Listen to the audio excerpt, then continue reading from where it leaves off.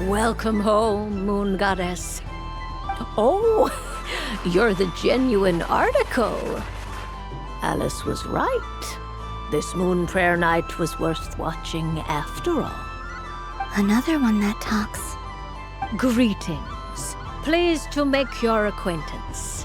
I am the Hexenzirkel member they call B. Barbeloth, Trismegistus. Columbina Hyposelenia. Pleased to meet you too. Hyposelenia. A fine name indeed. Now then, Miss Columbina, do you wish to hear a mage's divination? Divination? The Frost Moon Scions used to ask me what would happen in the future. Is this like that? From the perspective of the one seeking answers, perhaps. As you look to your journey ahead, if you seek to understand the unknown, resolve your doubts, and soothe the confusion in your heart, divination could be for you. The unknowns on my journey. Of course, if one wishes to peer into fate, then hydromancy is the more precise option. But that is a complex affair, and to relegate that majestic art to the status of a festive amusement would seem somewhat uncouth. Besides, it is sometimes better to not know fate with great certainty. Hence, I shall use the suitably festive Luna Arcana to tell your fortune instead. It is more popular with the youth in any case. Lunar Arcana. Indeed. Unlike hydromancy, this will only display possibilities and trends. People like to think of themselves as creatures of agency and free will. Peering too far and too clearly into the future is detrimental to both body and soul. I'd like to give it a try. Of course you may. Come then, take a seat, Miss Columbina. Before we begin, are there any specific questions you would like to ask? Let's stick to general possibilities and trends, like you suggested. Ah, very well. Then I shall use the basic Lunar Arcana deck. Now, try to relax. Cast your mind upon the things you have experienced and the things you are soon to experience. I will shuffle the deck. Would you like to cut the cards yourself? You do it. No problem. Now then, to make things easier for the seeker, that is to say, you, I shall decipher the cards from your perspective.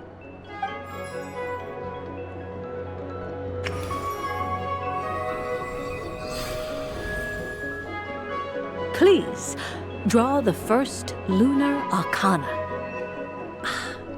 This represents destiny and is the foundation for the divination as a whole. Now, draw your second card. This will stand for the past, the sum of all your experiences that have come before. And now the third Arcana. This is the present, your interpretation of the current moment. Finally, the last card. This shall speak of the future, which... Oh. Kuvaki Pulse? Fascinating. I've never encountered this before in my role as a diviner. Something has exerted an influence upon this card, causing it to leave its designated position.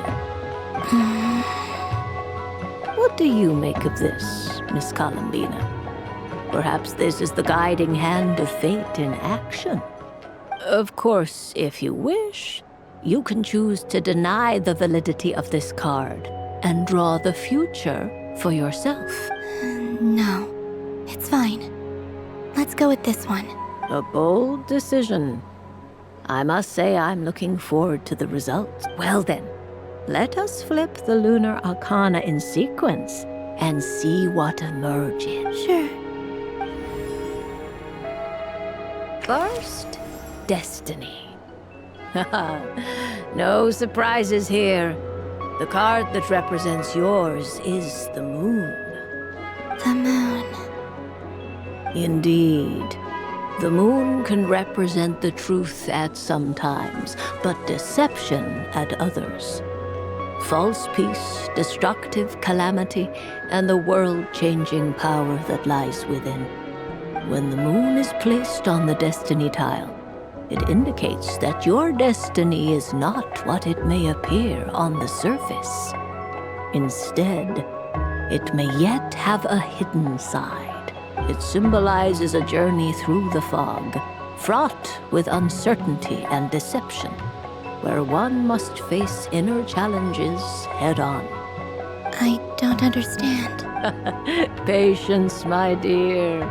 This is but the first card, which serves as a basis for the interpretations that follow. Our divination will only grow clearer from here on out. Now then, flip the second card, the one that speaks for the past. The Hermit, but inverted. Inverted? Yes. The Hermit symbolizes solitude, introspection, and the pursuit of truth. When inverted, it represents isolation, truth out of reach, and a path that leads one astray.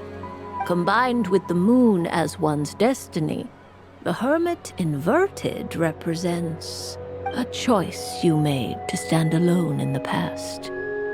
It was a choice made not out of fear or arrogance, but for reasons that others could not perceive. You fumbled through the darkness without a guide, but you did not find your way. Rather, you went astray. More than once, it would seem. Is this about how I became Kutar despite not wishing to become a god? And how I joined the Fatui because I yearned for a place to belong? I suspect only you know the answer to this question. All is not lost. The past is in the past, and so it shall remain. Shall we look into the present now? Oh my. The Lovers. One of the most interesting Luna Arcana. What does this one mean? This means that you have had an unprecedented emotional experience. The joy of finding your soul becoming intertwined with that of another. A precious and wonderful thing indeed. It's true. I've made a lot of friends recently, and they are very good to me. I like them a lot. That sounds lovely. I am most delighted for you. The Lovers can also represent important decisions, perhaps related to a parting of ways. Now, if I were to guess... Yes. My return to the moon. I understand. Parting with friends is never easy, Columbina.